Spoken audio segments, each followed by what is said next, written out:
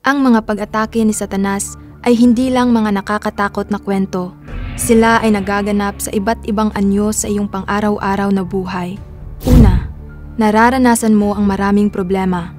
Maaaring atakihin ka ni Satanas sa pamamagitan ng kawalan ng trabaho, karamdaman, at iba't ibang kahirapan na may intensyong ilubog ang iyong pananampalataya, magdulot ng pagdududa at panghihina ng loob.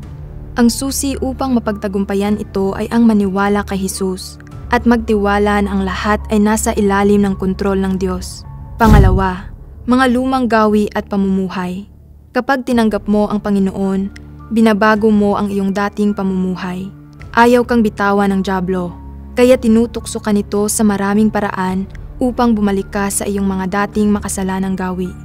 Inaakit kang talikuran ang mga positibong bagay para sa makamundong kasiyahan.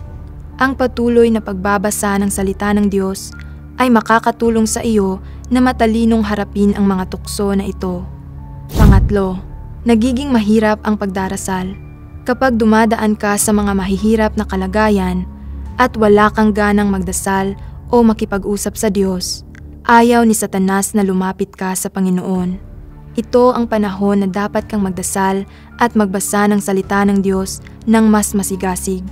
Ang mga pag-atake ni Satanas ay hindi dapat katakutan.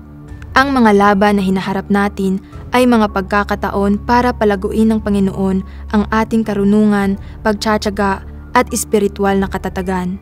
Sinasabi mo bang, Amen, dito? Inaanyahan kang ibahagi ang iyong mga karanasan sa mga komento.